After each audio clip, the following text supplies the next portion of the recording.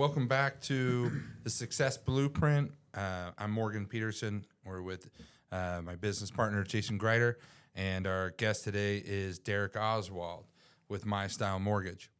So, Derek, thanks for coming on today. Let's get into it. What got you into mortgages? Like, where did you start out? Where did you start out in real estate? For sure. Yeah, so I think it was back in 2009. I was going to school up at BYU, Idaho, construction management. At that time, all my buddies that were a semester or two ahead of me were graduating and not finding jobs. And so, I was like, I don't know if this is what I want to do. So I kind of pumped the brakes on that. And at the time, my brother worked over in the Meridian area. He had his own brokerage, a mortgage company that they had started a year or so before that. Timing was not very smart on his behalf because it was right in like 2007, 2008, 2009 when things were crashing and slow. And so they actually were about to close their doors, and they just decided let's kind of switch gears and start focusing on refinances. There's a lot of people that have purchased in the last few years that are, underwater right now.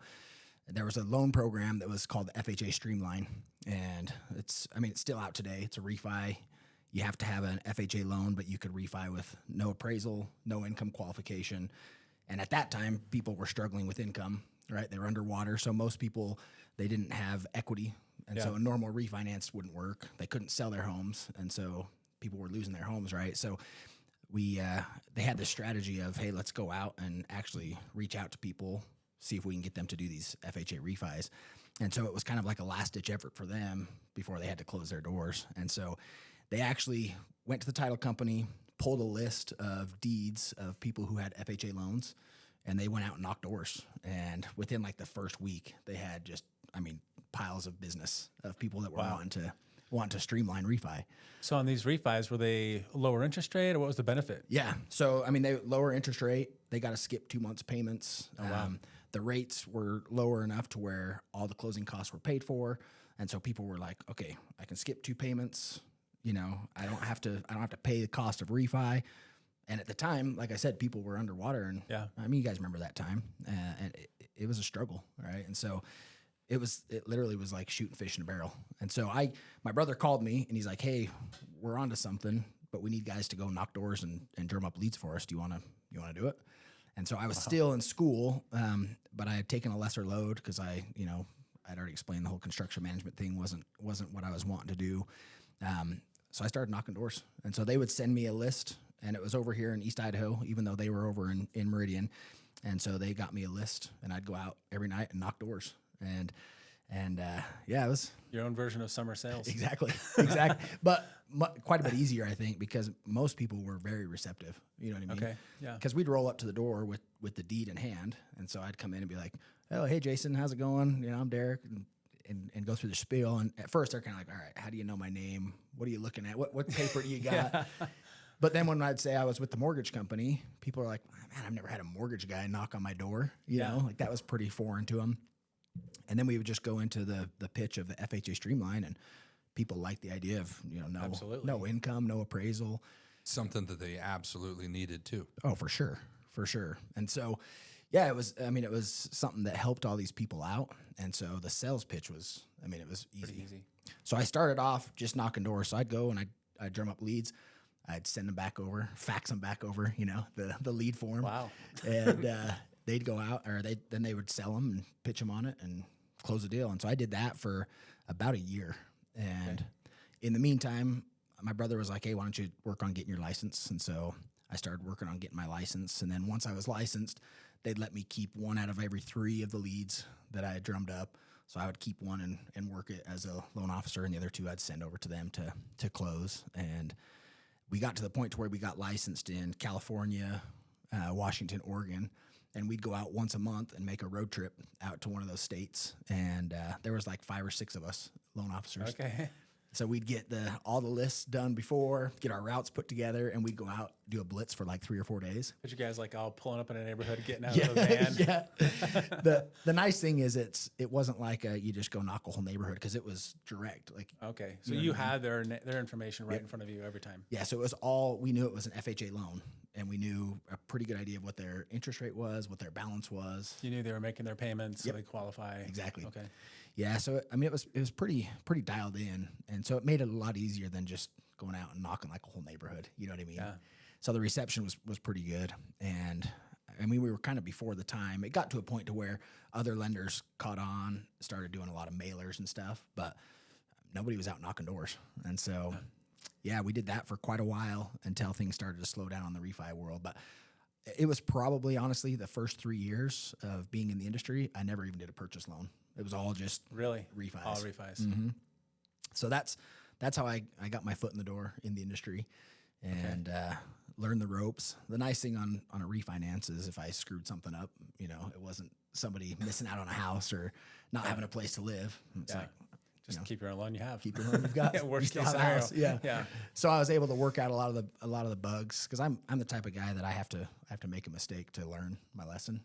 You know what I mean? And so it helped me. That, I mean, I don't know that I could have cut it in the industry if it wasn't, the way that I got started. So when you got started, you're married, kids, like where was that at, and how did you keep that balance when you were traveling and knocking doors and those kind of things? Yeah, it was tough for sure, because in 2009 I had 2 little kids, so my wife would stay home with the kids, and we'd go out on.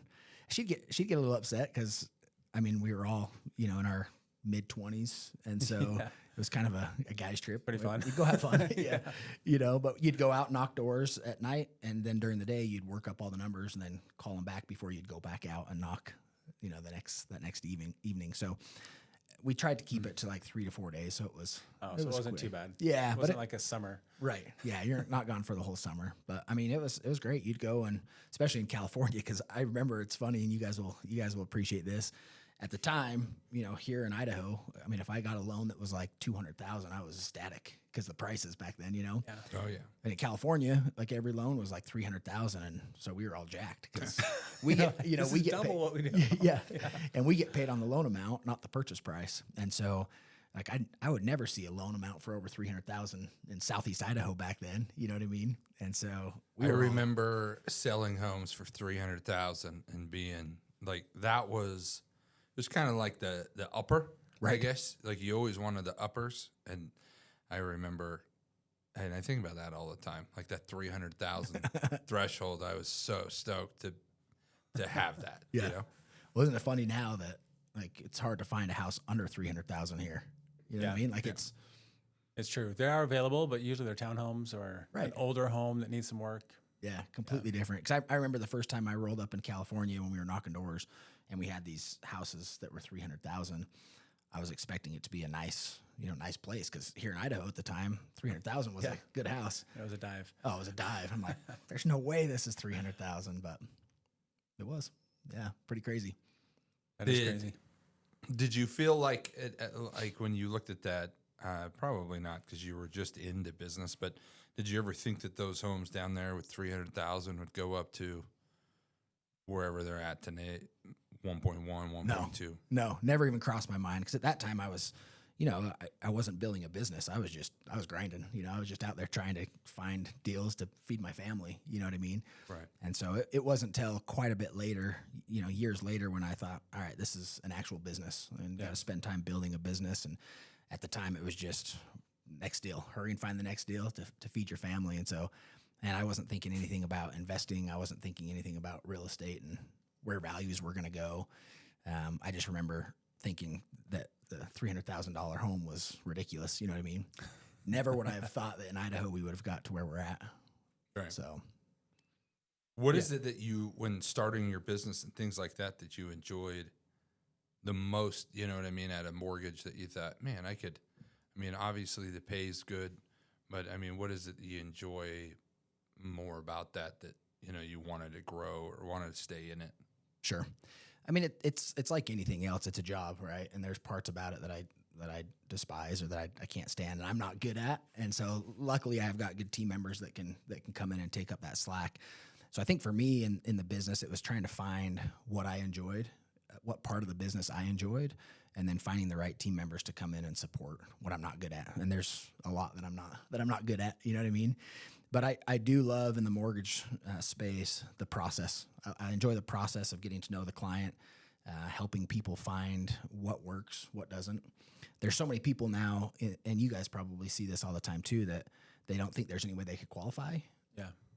But, a lot of times there is. And so, honestly, I would bet out of 10 people, if there's 5 of them saying, hey, I don't think I can qualify, I bet you 2 or 3 of those actually can qualify. You know what I mean? And the other 50%, the other 5 people already know they can qualify and it's good. But I enjoy working with the people that, are kind of on the fringe, that don't know that they can qualify, because it's an exciting time when they do. So is that kind of lack of education, not knowing the process, or is that more just programs now that are available that maybe weren't 5 years ago? Right. Good question. No, I think it's both. There's definitely more programs now. Lending guidelines have softened up in certain areas, offered more down payment assistance programs, lower credit score requirements, that type of thing, which allows more people to get in. And I think we see in a market like we're in now, where it's harder for people to qualify just off of income and whatnot, that the programs start to loosen a little bit to try and get more of those people in. So I definitely think that's a part of it for sure. But there's definitely a lack of knowledge. Like Morgan and I, we've talked about this before, but it's crazy how many people out there still think you have to have 20% down in order to buy a house. And first-time home buyers. And so, these poor kids that are trying to buy houses now, these first-time home buyers, it's already a stretch for them to buy something. They don't have $100,000 in their back pocket, right? Exactly. And so most of them are, dual income households, and they're stretching it to even get qualified. And so for them to think of, I got to have 20% down too, or whatever the myth is. And you guys see that too. There's a lot of myths out there in our industry. And so I think education's a big part of it. Cool. What's a way that we could educate clients for sure, but even friends and family of like what it takes to get qualified for a home, or that sort of thing, to be more maybe financial savvy, but just having that education, when it comes to that. Well, there's a lot of free education out there right now, social media, right? And not all of it is, stuff that you want to follow for sure. But you guys do an awesome job at it with obviously you got a podcast and whatnot, but all of your social media stuff that you do, it's all free education to consumers. And so it's a lot different now than it was when I first started in the industry. There's so much free information out there on real estate, investing, on the mortgage space. Yeah. But even though there's all that information out there, there's still a lot of myths that people aren't sure. It's actually funny. We're seeing a lot more people with ChatGPT, and it's kind of annoying because, in fact, we have a client right now that every time we tell them something, they say, "Well, that's not what ChatGPT says." Like, then go have ChatGPT write your loan for you and get that done. You know what I mean? And so there is a lot of free information out there. Yeah. But there's still a lot of individuals who need more education. Why is that? What do you think that's wrong? Is that just because it's going on a national basis and it's just gathering so much information that it's giving out like the most strict criteria, or what? I think so. Well, in this particular case, we were watching rates. She was wanting to float her interest rate, and she kept saying, ChatGPT is telling me that rates are coming down. Oh, and we're like, okay. Rates, they're not coming down. They're not. Yeah. And so, but yeah, I think you're right. The information out there is probably more on a national. Yeah. Although I've used it, just testing it out to just see what it knows on the space. And I've thrown in Idaho Housing, which you guys know is a local bond program. And it's pretty dialed in. Like it's brought up the guidelines and whatnot. So that's the hard part, right? Is because it's right on a lot of things. And so when it's not, they just trust it. For right? sure. And it's like, you're wrong because ChatGPT knows it all. Right. Right. Which it's an interesting topic for sure, because I think it's going to change, maybe not change, but it's going to make the landscape of our business look a little bit different. Yeah. I think it'll change everything. When you think of, can you remember phone numbers of anybody besides your wife? No. And you're not going to have to remember anything because you're going to have ChatGPT that's going to, and so, like you're saying, some of it's going to be really good information, smart information, and then some of it's going to be not right. Like we're not. It's going to be interesting of how much we stay learning and progressing when you have something that will tell you literally in 5 minutes that you don't have to learn. Right. I think the important thing to glean from it though is you've always got to be, innovating in your business. Like you've always got to be keeping up with the new technologies, because if not, that's the scary thing about the AI out there is it can put a damper on your job pretty quick if you're not staying up with it. And Yeah, for sure. So what have you, obviously you probably looked at it a little bit. Have you done anything to implement that, or are you looking at things to implement into your business right now with AI? yeah, so we have a marketing platform that we use right now that implements AI with chatbots and whatnot. And so we've been testing it and using it a little bit. But it's still pretty new to us as well. So, but there are some cool things in there as far as like underwriting guidelines and stuff that you can go in and check pretty quick to get an idea of whether or not somebody's going to qualify. There are in the mortgage space, there's a couple of bigger companies that are toying with the AI in the underwriting process as well. Oh, wow. So it's gonna Should speed change things the up, landscape. I would assume. Yeah. There's always going to have to be that human touch, right? Because in the lending world, there's so many, I don't want to call it gray area, but a lot of the guidelines are not black and white. Yeah. You know what I mean? And so there's still going to always have to be human touch to it. But I definitely think it's going to speed things up and look a little different here in the future. As far as like the education and helping somebody, if they wanted to, well, let's do a couple of scenarios. Let's say it's a first-time home buyer and wanting to buy a home.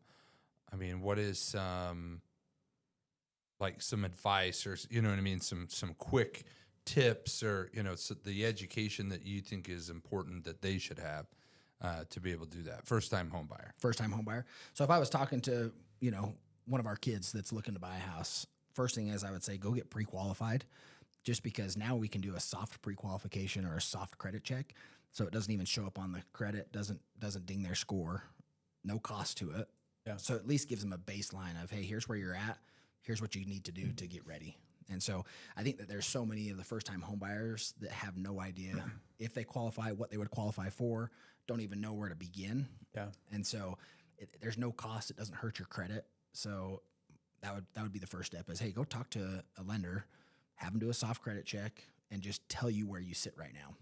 Because a lot of times we have to build that roadmap with somebody of, hey, you're right here, you don't quite qualify, or this is what you qualify for and it's not as much as you want to qualify for. Yep. So what do we got to do to get you there? And then we can build that roadmap, to get them there and educate them along the way. Right. Yeah. Like any map, right? You got to know where you're at before you know where to go. For sure. You got to know. And so many people are afraid. It's like, well, I'm not ready yet, so I don't want to talk to a lender. But that's why you need to talk to a lender, right? Is just to get that map in front of you so you know what to do. Right. And we've been pushing educating people on the soft credit checks, because that's always been the biggest thing. Well, I don't want to get pre-qualified because I don't want it to ding my credit. You know what I mean? Yeah. And so, the soft credit check, it's not a tell-all. You still have to have the full credit check in order to get financing. Of course. But it gives us a peek under the hood, so we can look at it and say, here's what you got to do, or hey, you're Makes good. sense. Like you could go right now and get. And that's, for me, that's an exciting time when you're talking to a first-time home buyer that doesn't think that they can qualify. Yeah. And you look at their soft credit, right? And you're like, no, you're good. Like you can qualify, and it's pretty exciting. I think when you were talking about, what was it, 2 out of 3 that can, and I would bet that the most of the 1 out of the 3 that can, I bet if they would just prepare themselves a little bit, that's what sometimes is frustrating with, friends or family or people that I know. They're waiting for something, but I'm like, you still need to be prepared to be able to do it. Right. Because you don't know when, like if there was the interest rate you wanted comes only available this week, you're not going to be able to do it because you're not prepared. Or if that house you wanted, for some reason the price was where you wanted it, you're not going to be there. Right. Or if you don't make the small changes you need to make, then you're going to be in the same spot you are now 6 months from now. Yeah. For sure.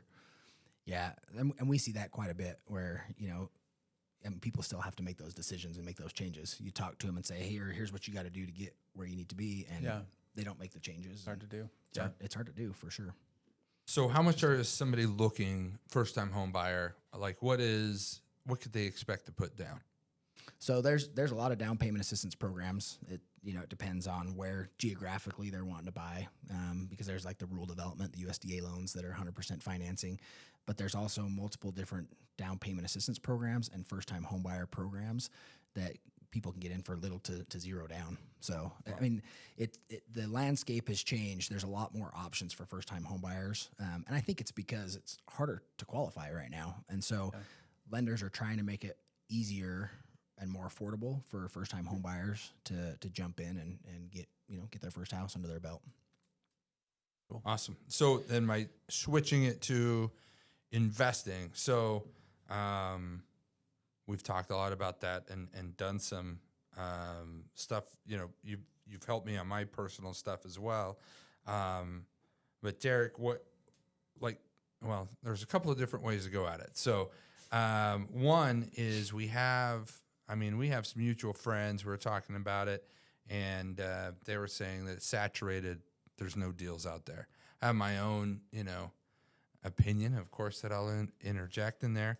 But then also, what are you seeing as far as are there still deals out there? Are people getting things to cash flow? And then also on the side of it, what does that look like to get into that? For sure. Yeah, I think there's still deals out there, but I think as an investor, you have to look at it different than just, is it a deal? And I fall into that trap all the time where I'll see a house that cash flows and I'm like, I don't feel like I'm getting a deal on this thing. And so you pass on it and somebody else comes in and picks it up. And I think it's hard to switch that mentality to look to the future, right? And what's that going to do, appreciation and whatnot. Because a lot of times we fall into that trap of it's got to be a deal right now. I got to feel like I'm winning when I'm buying this place, and I've personally missed out on quite a few investment properties just because of that. And so that's hard though to make that switch and to look at it that way. So I don't know if that answers your question or not, but that for the first piece of it, I think a lot of people fall into that trap. So what's your personal approach to that, to the risk reward of investing? And I guess, has that changed over the last 10 years? Yeah. I've bought quite a few investment properties, and being in the industry, you guys see it, like I do, that we see deals come across the table probably more than just the normal investor does, because we're in it every single day. Yeah, of course. And so it's a little bit different for us. But I still find myself putting way too much time in looking to make sure it's a deal. And a lot of times, you just got to pull the trigger, right? If it cash flows, if it makes sense. And right now, we've talked about this, there's some really good programs out there that are helping investors get in, and it's still cash flowing and making it to where you can jump in with a lot less headache. Because that's, for me, one of the biggest headaches in investment, when you're buying an investment, is you have to provide documentation on everything. Yeah. Income, all your assets, all of your other properties, and everything that comes along with it. It's especially for somebody that's got a big portfolio. I mean, it's a ton of work. And obviously a lot of the big investors have somebody that's doing their books that is a lot more organized than I am and can give all that information, but it can be a headache. So there's some new programs out that help you avoid as much headache, for sure. So I guess on those programs, just to pick on one of them, what would there be, I guess, what's the big advantage of those programs? And are there any drawbacks? For sure. Yeah. So one of the most popular ones right now, it's kind of a hot button in the investment industry, is the DSCR loan. It's a no income, right? So you don't have to worry about verifying your income, which for a lot of investors it's a big deal, right? And so don't have to worry about getting tax returns. In fact, on one of my clients, we were doing a DSCR loan for them, and we still listed in the application that they were employed, and we submitted it to the investor and the lender, and they made us start over because they don't even want to list income, employment, anything in there. Oh, really? They want to base it just on the property. Just on the property. Yep. Okay. So it's kind of nice because they just look at it as if they're buying a business or if what they're doing. So they want to know if it's going to work. Yep. They want to know if the numbers make sense, and they're not trying to look at any of the outside of, is something going to be able to supplement it, or you know what I mean? Right. And so they start there first, I guess. For sure. And it's a safety net for if I'm buying a house as an investor, because they're doing a cash flow analysis basically for you, right? As the appraiser goes out, they're not only doing the comparables for the purchase price to make sure that it appraises for enough, but they're also doing a market rent analysis for you as well. And they're pulling up comparables and telling you what the market rent should be. And so you get another set of eyes or somebody else looking at it. And let's be honest, appraisers for the most part are pretty conservative. Like they, you know what I mean? And I've seen that especially on the market rent analysis, that a lot of times it's coming in lower than what the actual rents are that you could charge. And so as an investor, it's kind of a safety net. At least that's how I look at it, because I'm knowing that the market rent analysis is probably a little bit conservative. Mm-hmm. And if I'm still cash flowing at that and the numbers are still working at that, then It's going to be pretty good. it's going to be good. So, Well, something when we were talking at first with the investment property and sorry to go back to it, but to switch it up a little bit, when you're talking about is it a deal, do you have like a set of rules that you follow that like, so you know it fits in this box, I'm going to do it? yeah, it's tough because I've changed a little bit. So probably the first 4 or 5 years when I started investing, I bought all just single family residence. Since then, I've switched gears more into the commercial space. And so we actually have a hotel that's closing this next month that it's a syndication. So we have a bunch of investors involved in it. And so my investment strategy has changed. And so I haven't purchased a single family investment for quite a while. But back when I was doing it, yes, I did have a box, so to speak, that it needed to be in. And again, I fall into the trap of it's got to be a deal. And so most of the properties that I bought were pretty good deal, just because that was my number one thing. Yeah. And I've had to switch my thinking on that. And the reality is you wait 5 years and you look back and it was a deal. Oh, for sure. and I mean, you guys know better than I do, but that I'm sure we're going to be saying the same thing in 5 years about right now. Are we not? Like, Yeah. wishing that you would have picked up more. In fact, Morgan and I had a conversation the other morning about that. How had we known back when rates were in the 2 and the 3s, what was coming, like we would have leveraged everything that we had. True. And bought as many properties as you possibly could have at those low rates. Yeah. Yeah. Right. Yeah. But it's scary because if you are leveraged to the max and something flips, I mean, it could be stressful for sure too. So Sure. obviously there's got to be judgment there, but knowing, hindsight's 20/20, it would have looked a little different. So right now, as you're going through, obviously, lending, investing, what does a typical day look like for you? Good question. Kind of whatever you want, or what is? I wish. No, I still am pretty heavily involved in the mortgage space. Okay.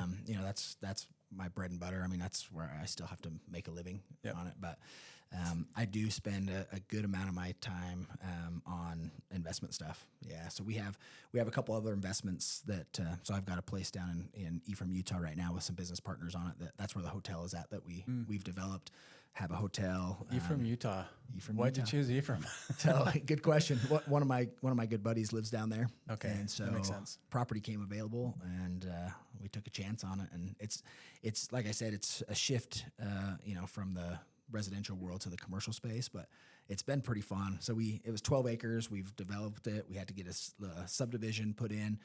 We've sold off a couple of the parcels, and so we got Costa Vida and Burger King and we don't own those, but we sold those properties, and they're in construction right now. Okay. So it's been kind of fun. Little shift of gears.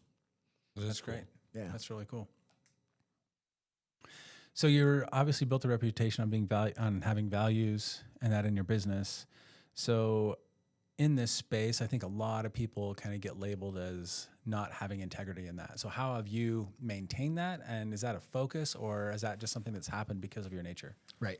Yeah, I think so. I mean, I was raised right, and there's so many guidelines in place now and safety nets in place now that it's a lot different than it was when I first got in. I mean, honestly, back when I first started, we were literally still faxing stuff to, faxing packages, and you had to wait for the investor to get the actual closed package before you could fund a deal and stuff. And so there was a lot more shady tactics that went on early on, just because of the nature of the business.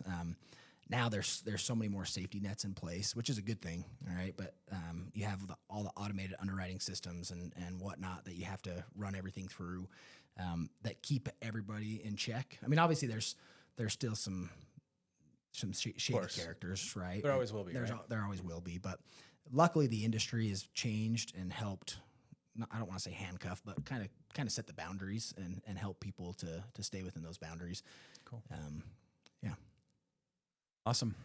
So what's obviously doing this? You've been successful not only in lending but in investing.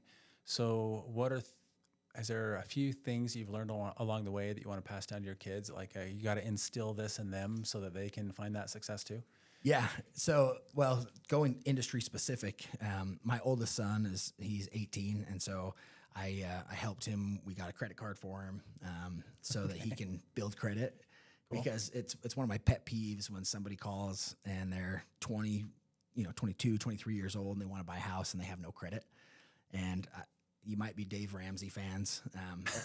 He's got a lot of good stuff out there, but you got to still have credit. I mean, we're in a credit-driven world. You know what I mean? And so, so that's one thing with my oldest son. We got him a credit card it's attached to mine. He's an authorized user on mine, so I can monitor the spending and nice. Manage how much he can actually spend on it.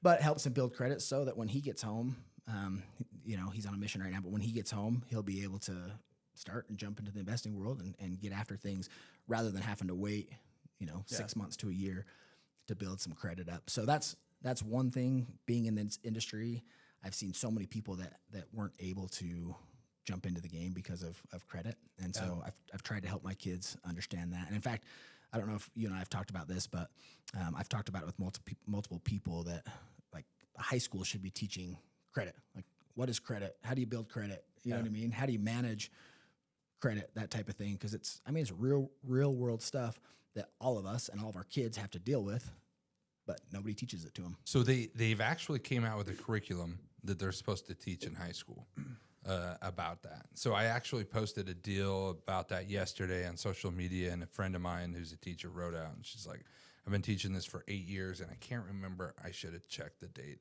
exactly. I want to say it was maybe 2019 that they came out with something that they're supposed to be, pushing more. And I think that if any subject, you know what I mean, they need to make it a little more fun or enticing for kids to want to. You want a sports car, you want to live in a large home, you want, to have a cell phone. Like, these are all credit-driven things that, are just as important as an income. Right. And so if you don't, and anyway, so to that case, yeah, that's good. Yeah, it would be good if they push that. It's funny because my kids, I've had to have a conversation with them multiple times where they'll come home and say, "Oh, my friend's parents, they're so rich. They've got all these toys and they've got this and that and they've got a huge house and they're so rich." And so I've had to have a discussion between rich and wealth, right, with my kids, and maybe because I'm just kind of nerdy because of the industry, and dealing with numbers and stuff all day, but it's been good for me in helping teach my kids, the value of money and to be smart with credit and whatnot, because a lot of their friends' parents who they think are rich are maxed out, and everything is maxed, and which isn't good, right? And so that's been something that's been good for me to be able to talk to my kids about and help them understand. That's awesome. So right now, you've done a lot of things. What's next? What's on your plate? What are you looking forward to? I know you mentioned commercial, starting to get into that, but as far as either family life or work, what's down the road? What are your next goals? Yeah, so I've really enjoyed the commercial space. We've started a couple other businesses on the side as well, and so it's been fun to. The ride's been great in mortgage, and I'll continue to do it because that's. I don't want to call it my first love because I don't necessarily love it. I love your wife Cody may have something to say about that. Right. But I do enjoy the process, and there's a good income and a good living there. But some of these other avenues are a lot more interesting and a lot more fun than slinging loans every day. And so that's the next step, is to continue to pursue some of these development type stuff and some of the other businesses. As far as the business side goes, family life, man, we're right in the middle of the grind with kids and sports and teenagers, and I got a 14-year-old daughter now, which teenage daughters is way different than teenage boys. I'm learning real quick. And so that's where we're at with family, man. Just in the grind, which is, it's a fun stage. So I'm just trying to, enjoy it while we've got it. So awesome. So you've been doing it now for how many years? Is my math right? 16? Yep. So been doing it for 16 years.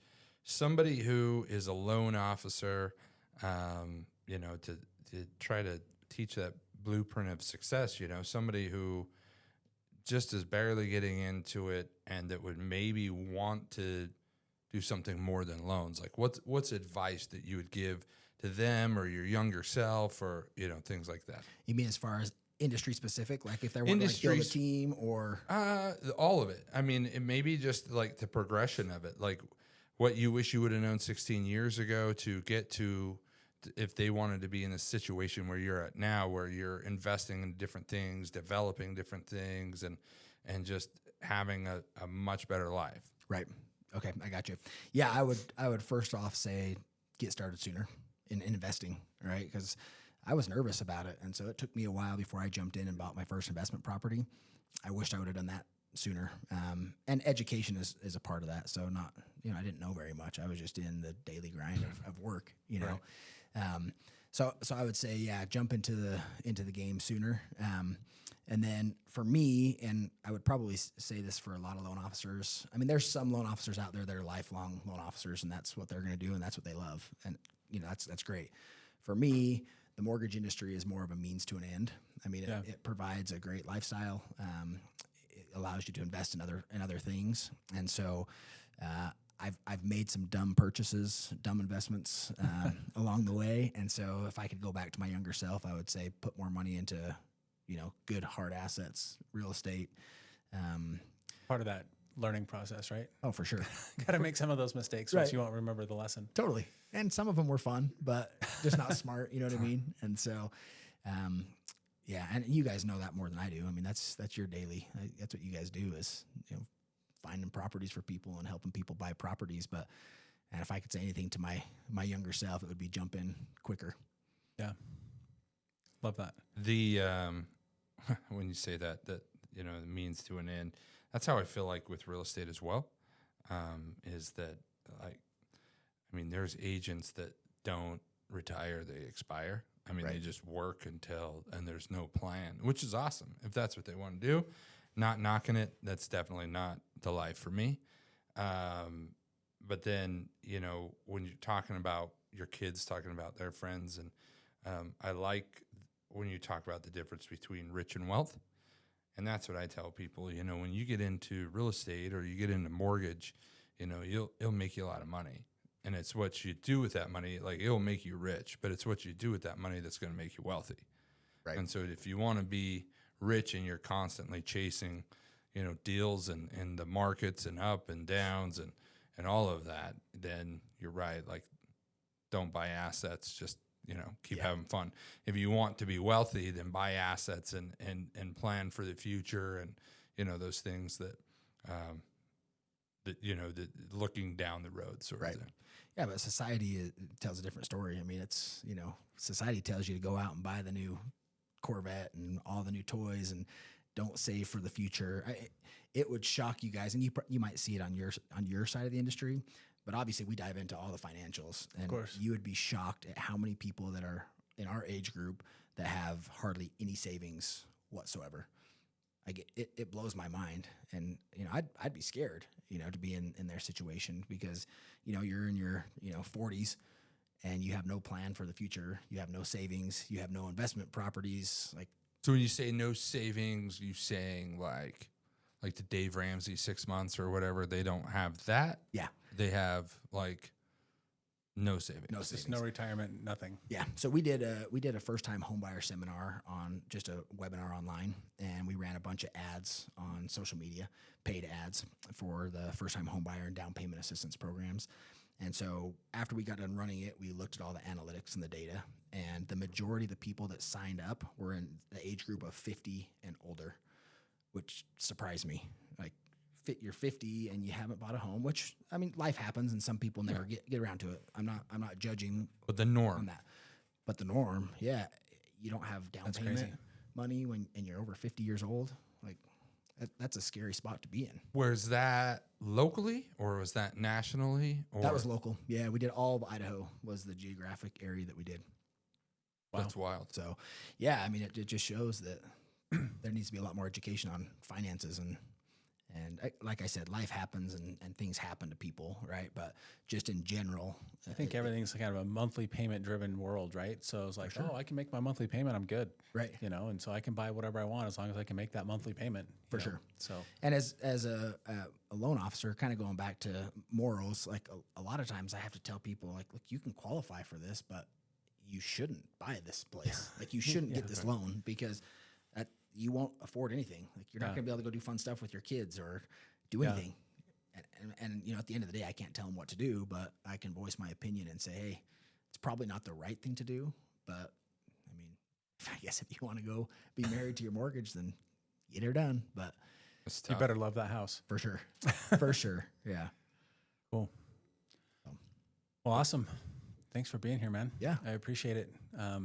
It's been fun getting to hear your perspective of it and that. And as people probably don't know, but your oldest worked for us for his senior year, and he was awesome. So as a dad, you're doing well there as well, because he's awesome. I think it's one of our favorites. So. Probably more his mom, but I'll take it. You'll take the credit. Yeah, for sure. Awesome. Love it. And thanks for, always being a good friend and a good partner as far as, you know, sending loans and taking care of us and you know, coming on here. And it's really good, different perspectives. You know, a lot of it's real similar, but everybody thinks a little different and can speak about it different. And I hope that it helps. I mean, just one or two people that maybe they can look at it and be like, oh man, that is like me and I don't want to be like that. Or, you know, I'm glad that that's not me and I need to, you know, ask. I need to focus a little more. Yeah, right. Exactly. So. Well, you're right. I think it takes just some discipline and some grit. Like, just get after it. I mean, none of us, and really, if you look at all the successful people in the real estate industry in a whole, like, they all worked hard. Right? It doesn't just happen. It doesn't just come to you. So, I mean, it obviously takes work.